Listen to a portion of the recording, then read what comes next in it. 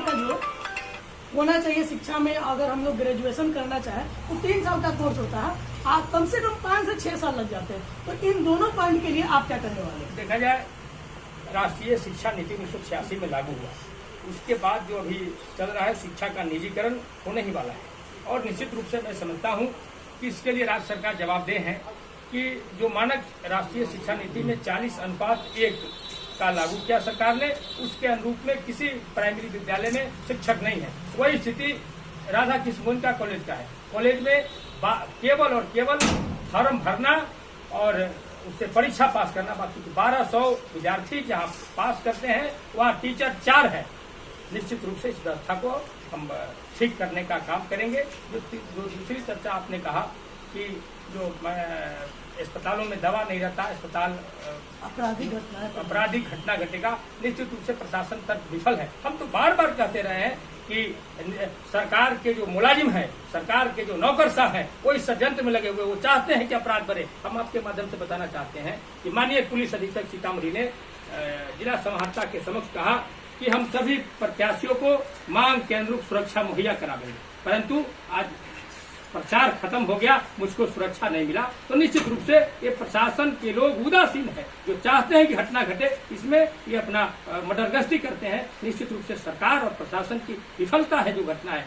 पूर्व में भी कई सरकारें आई, पूर्व में भी आए थे MV राव जैसे दरोगा, SP आए थे, परेश सक्सेना जैसे SP, जिसके चेहरा से लोग कांपते थे।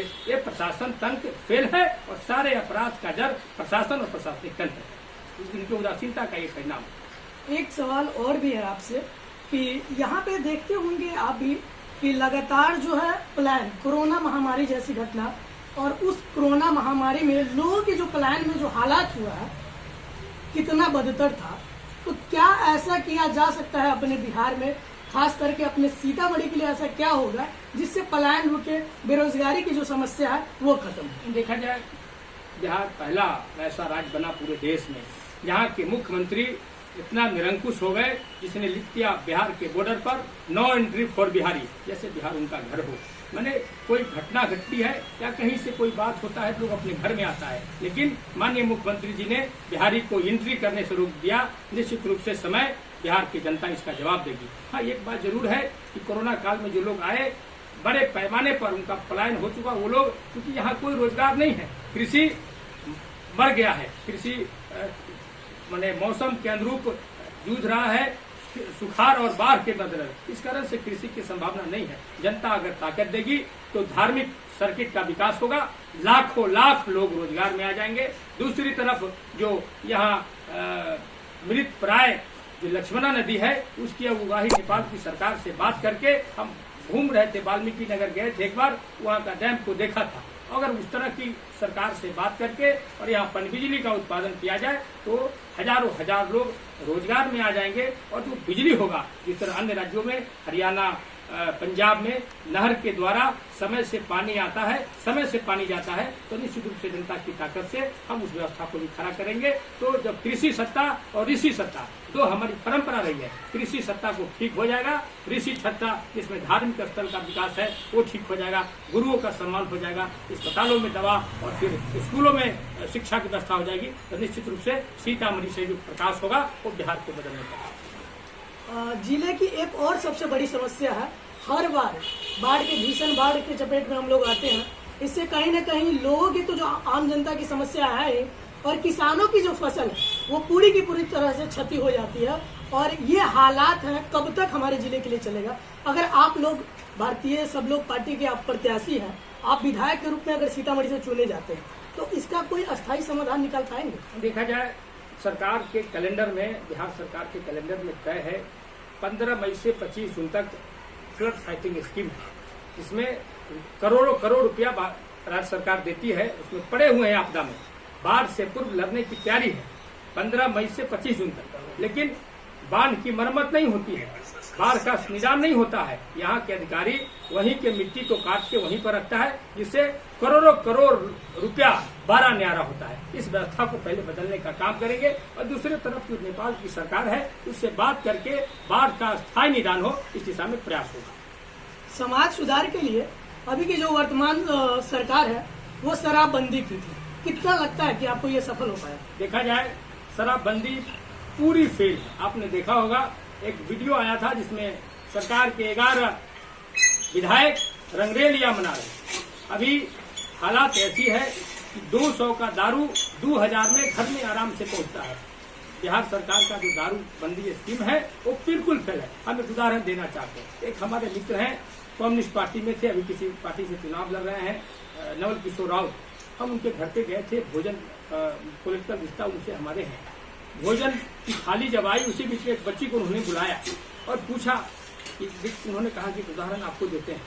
बच्ची को बुलाया, कहा बुआ उस दिन वो भीख मांगने वाली बच्ची थी, 2 रुपया 4 रुपया बुआ करके अपना जीव पेट का छुरा मिटाती है।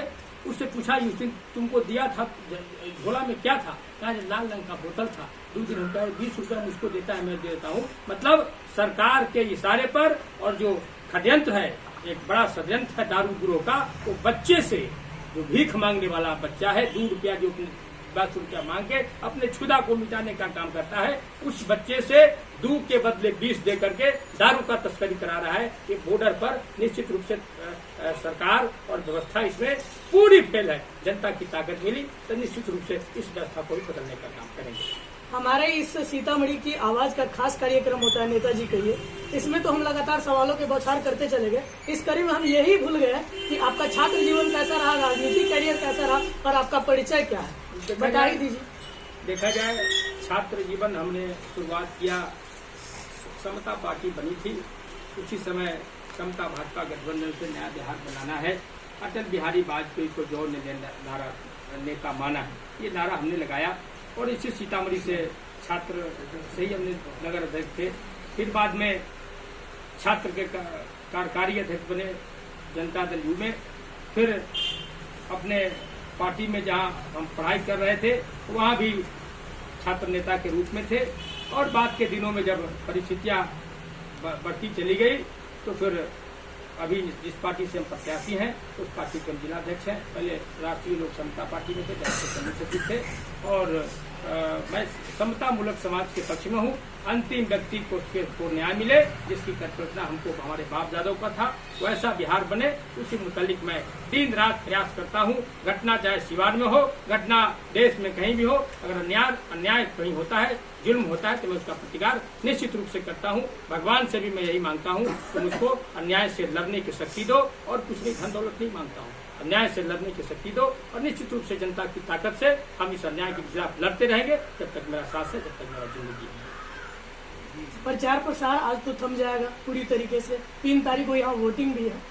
सीतामढ़ी 28 विधानसभा के जितने भी जनता है, यहाँ के युवा है, आपके माध्यम से उनके लिए संदेश होगा और जन जागरूकता के लिए कि लोगों को मतदान के प्रेरित किस तरीके से आप कर पाएंगे, उनके लिए कोई संदेश है आपका? देखा जाए हम बिहार के सभी युवाओं से, खास करके सीतामढ़ी के युवाओं से निवेदन करके करना चाहते हैं कि लोकतंत्र का ये पर्व नहीं, महापर्व है। इसमें निश्चित रूप से मतदान बढ़ चढ़ के हो, पहले मतदान हो फिर जलपान हो, ये नारा लगाना चाहिए। और निश्चित रूप से जो अपने समाज में कुशिक्षा है, जो दुराचार है, जो अशिक्षा है, जो बेरोजगारी है, उनके खिलाफ लामबंदी होकर के निश्चित रूप से ताकत देना चाहिए। जिन्होंने आपके कैरियर को बर्बाद करने का काम किया, जिन्होंने आपको ठगने का काम किया, इस देश में एक आंकड़े हैं कि 4 करोड़ लोग प्रत्येक वर्ष इंजीनियर पैदा लेते हैं। बिहार सरकार या केंद्र सरकार उसके खाने का, उसके रोजगार का व्यवस्था नहीं कर पाती है। जिस देश में 4 करोड़ लोग बेरोजगार इंजीनियर पैदा लेते हैं, उसके पिता जमीन बेच के या कोई इंजाम करके कर्ज लेकर के बैंक से कर्ज लेकर के बेटा को इंजीनियर बनाता है, बाद में उस सर्टिफिकेट पर 10,000 की नौकरी नहीं मिलती है।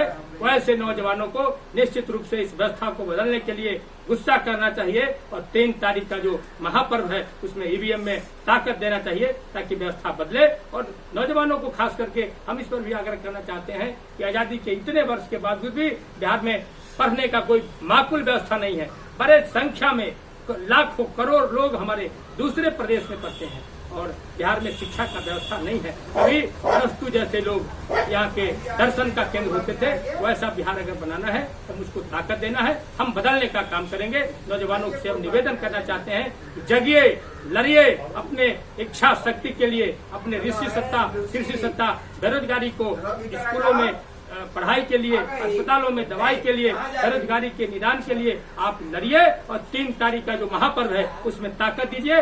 सारे चीज का इंतजाम हम करेंगे, हम सड़क से लेकर के विधानसभा तक। कार्यक्रम के अंतिम में है हम लोग। श्रीनिवास सीतामढ़ी की आवाज की ये खूबसूरती है कि वो सीधा नेताजी से पूछते हैं कि आप जितना चीज सीतामढ़ी की आवाज के माध्यम से अपने जो बताया है, क्योंकि ये वीडियो रिकॉर्ड है हमारे पास, ये प्रूफ के तौर पे होगा, आप जितना चीज कहे हैं, अगर आप चुनाव जीतने के बाद ये सारा चीज नहीं करते, आम जनता आपसे लिखित रूप में मांगेगी कि आप क्या क्या करेंगे, हमको देने के लिए तैयार है, क्या आप देने के लिए तैयार है? देखा जाए, हम जब घूमे हैं चुनाव में जनता की अदालत में, तो हम पर्चा छापे थे। हमने कहा था कि ताकत आप देंगे तो हम इस मुतालिक आपका खिदमत करेंगे। अगर हम चुनाव में आपकी ताकत से चुनते हैं, अगर आपके जिन विषयों पर आपने मुझको ताकत दिया है उस पर अगर हम नहीं आते हैं तो निश्चित रूप से दोबारा मैं आपके बीच वोट मांगने नहीं आऊंगा।